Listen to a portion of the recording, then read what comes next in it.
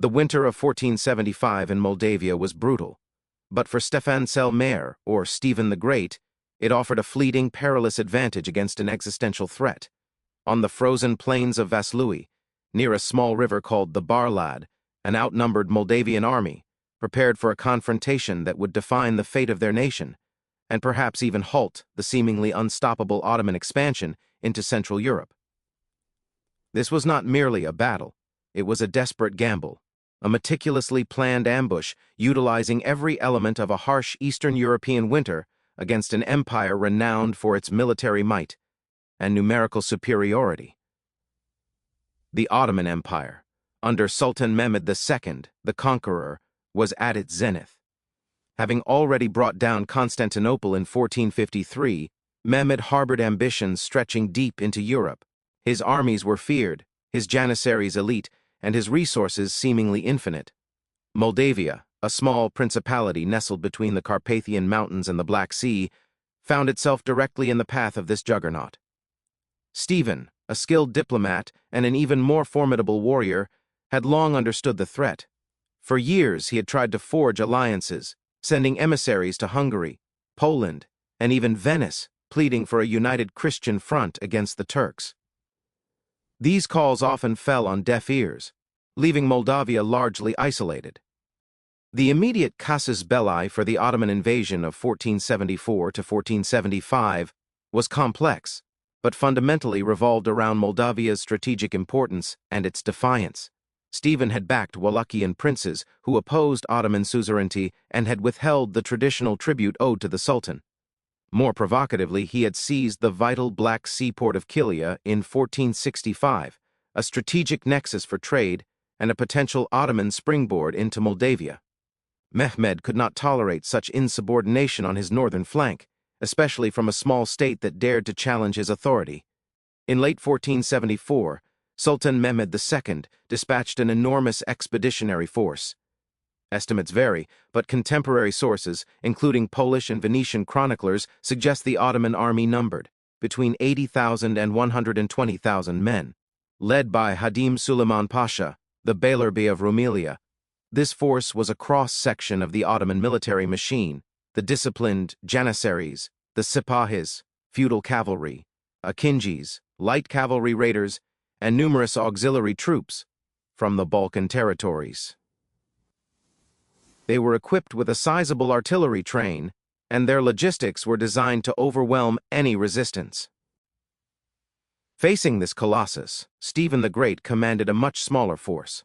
His standing army, Theoestiamaica, numbered perhaps 10,000 to 12,000 men, composed of professional soldiers, bodyguards, and nobility. To this, he added Theoastamare, the levy of all free peasants and townspeople, bringing his total strength to an estimated 30,000 to 40,000. However, some sources suggest the Moldavian main force at Vaslui was closer to 20,000 to 25,000, with a further 5,000 to 7,000 Hungarian and Polish mercenaries, though the exact numbers are debated by historians. Regardless, the numerical disparity was staggering, at least 3 to 1, and possibly up to 5 to 1. Stephen knew a direct open field engagement was suicide. He needed a different approach. His strategy was multi-layered, relying on psychological warfare, geographical exploitation, and disciplined tactical execution, all amplified by the harsh winter conditions. As the Ottoman army advanced through Wallachia, Stephen employed a scorched earth policy. Villages were abandoned, wells poisoned, crops burned, and bridges destroyed. This denied the invaders supplies and forage, forcing them to rely on their already strained logistics train.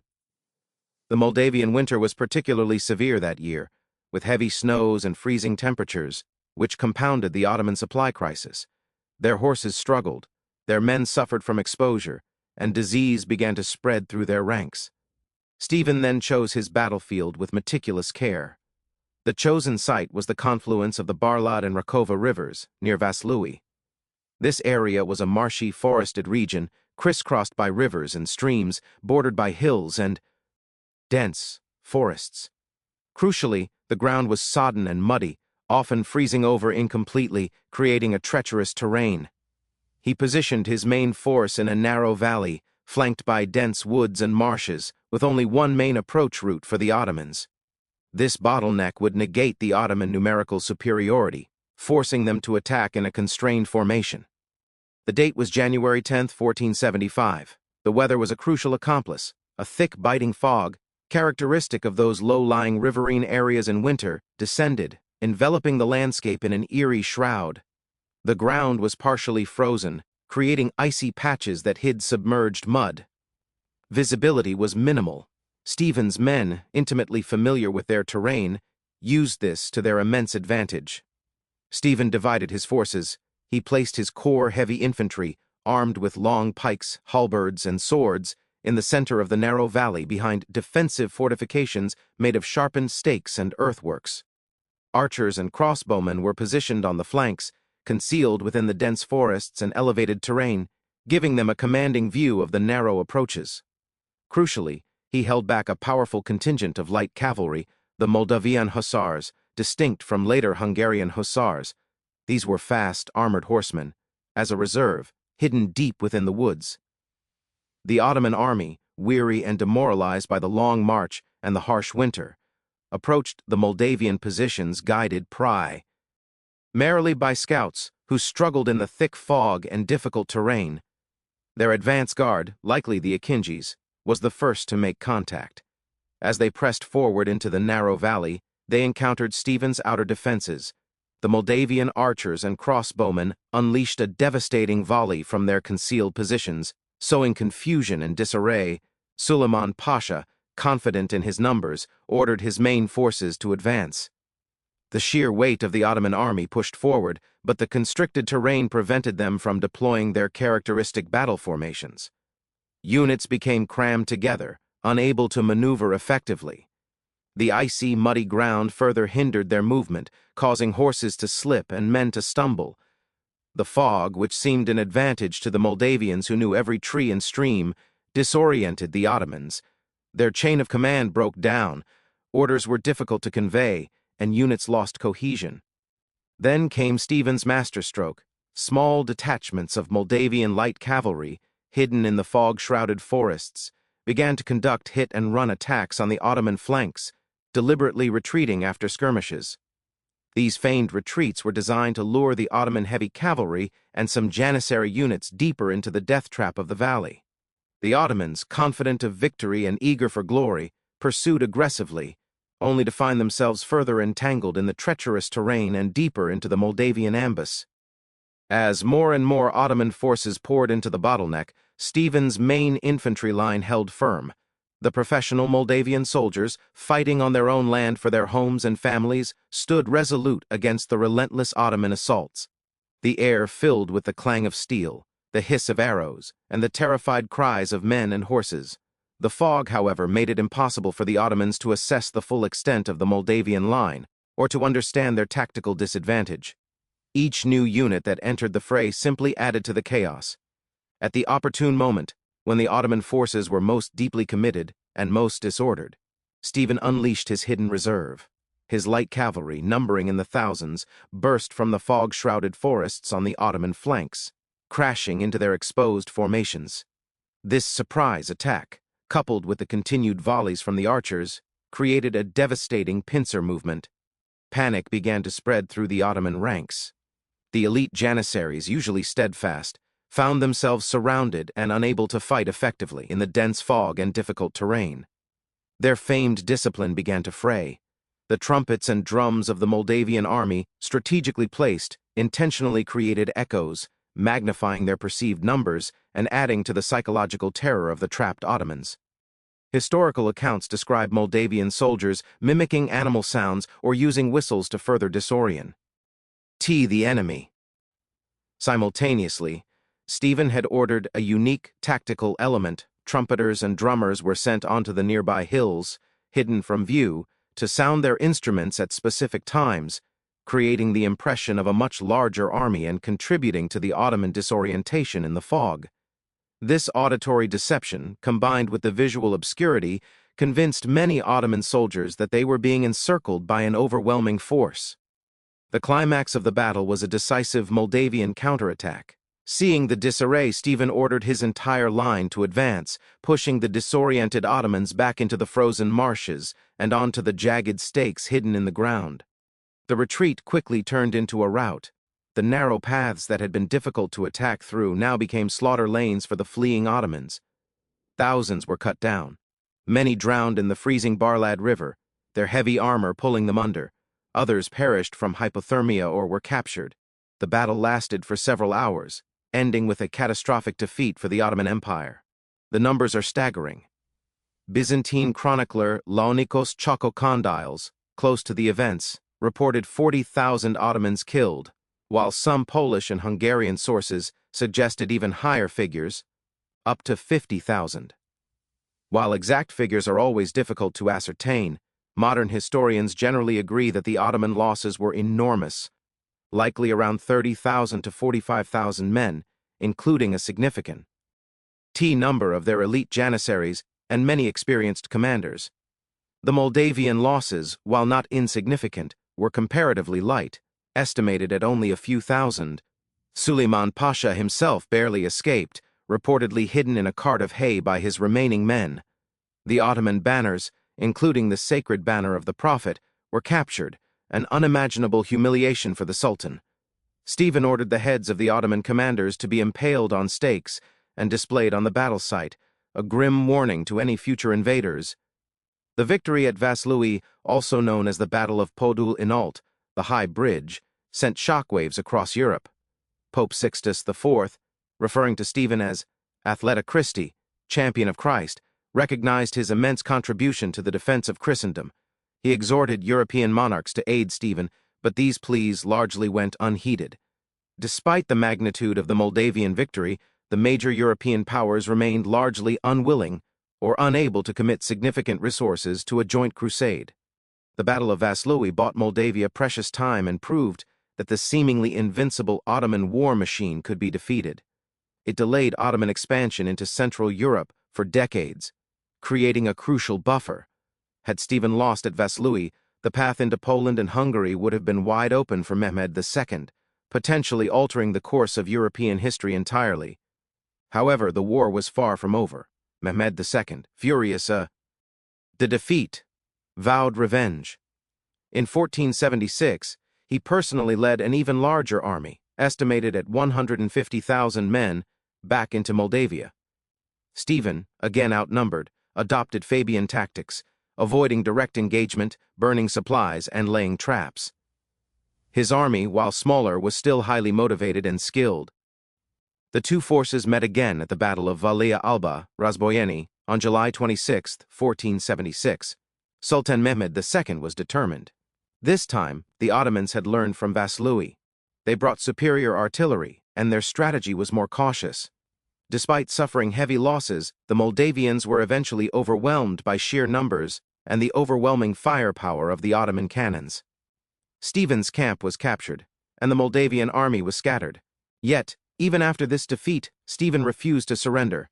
He retreated into the Carpathian Mountains, rallying his remaining forces. The brutal Moldavian terrain, coupled with Stephen's scorched earth policy, once again took its toll on the Ottoman army. Disease, starvation, and constant harassment by Moldavian guerrilla forces decimated Mehmed's troops. After much campaigning, and despite his victory at Valea Alba, Mehmed II was forced to withdraw from Moldavia without truly conquering it. He recognized that holding Moldavia was too costly and difficult while Stephen remained alive and defiant. Stephen the Great ruled Moldavia for 47 years, 1457 to 1504, a period of intense warfare and remarkable resilience. He fought numerous battles against Hungary, Poland, and the Ottoman Empire, defending Moldavia's independence with extraordinary skill and determination. He built and restored dozens of churches and monasteries, many of which are now UNESCO World Heritage Sites, earning him the epithet Stephen the Builder and further solidifying his image as a defender of Orthodox Christianity. Vaslui remains his greatest military triumph, a testament to astute generalship, the clever exploitation of terrain and weather, and the indomitable spirit of a small nation facing annihilation. It proved that cunning and courage could, at least temporarily, overcome overwhelming numerical superiority. For centuries, the Battle of Vaslui has been celebrated in Romanian history as a defining moment, a symbol of resistance against foreign domination and a source of national pride. It's a vivid illustration of how a smaller, well-led, and highly motivated force can leverage environmental factors and tactical ingenuity to achieve victory against a far superior enemy, altering the geopolitical landscape in ways that reverberate through history. The ice and fog of that cold January day were not just weather phenomena, they were critical allies in Stephen's audacious plan to preserve his nation's freedom. This incredible victory at Vaslui offered a stark lesson to the Ottomans: Moldavia would not be easily broken. While the conflict continued for years, Stephen's tactical genius at Vaslui ensured his people's survival and etched his name forever in the annals of military history. He demonstrated that even the mightiest empire could be humbled by a leader who understood his environment, his troops, and his enemy's vulnerabilities.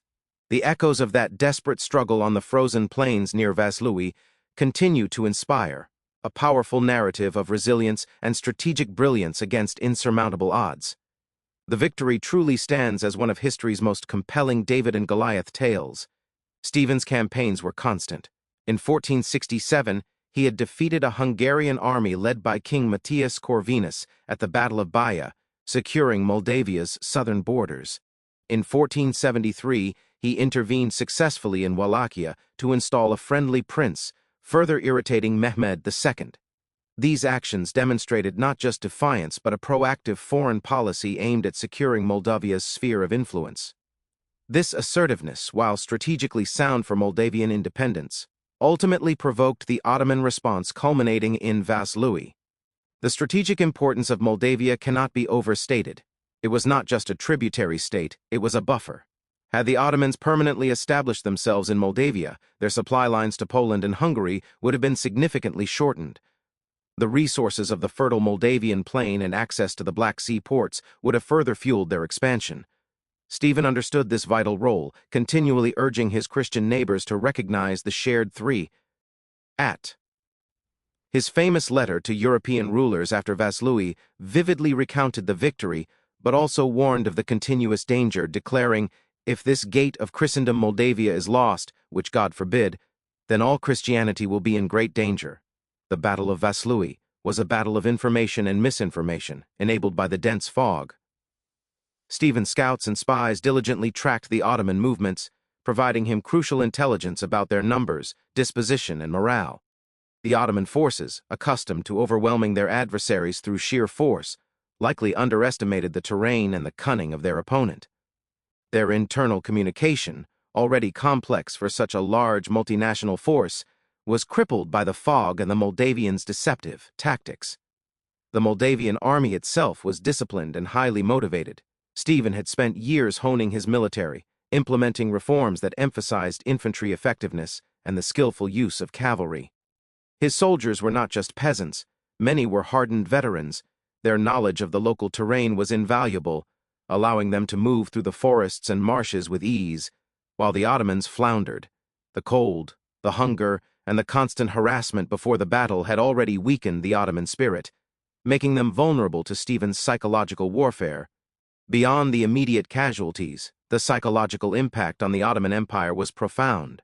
Mehmed II, the Conqueror of Constantinople, had suffered a humiliating defeat at the hands of a minor prince. This blow to Ottoman prestige reverberated throughout the region, encouraging resistance movements and emboldening other European powers, however temporarily. The very narrative of an unstoppable Ottoman advance was shattered, if only for a moment. The legacy of Vaslui continues to shape Romanian national identity. Stephen the Great is revered as a national hero, a symbol of Moldavian and Romanian resilience and independence. His name is etched in countless historical texts, poems, and legends.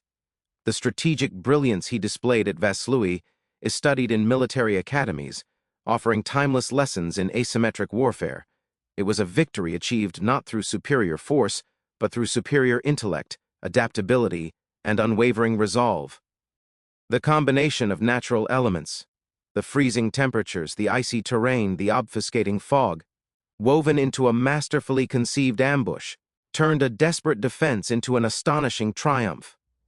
It remains one of the most remarkable military upsets in history, where a seemingly insignificant force used every available resource, including the harsh hand of nature, to repel a titan. The 20,000 Moldovans, leveraging the very elements that made their land formidable, truly did destroy the numerical advantage of an 80,000-strong Ottoman army, forever carving the Battle of Vaslui into the annals of European history. It was a battle not just won with swords and arrows, but with strategy, weather, and an unyielding will to survive.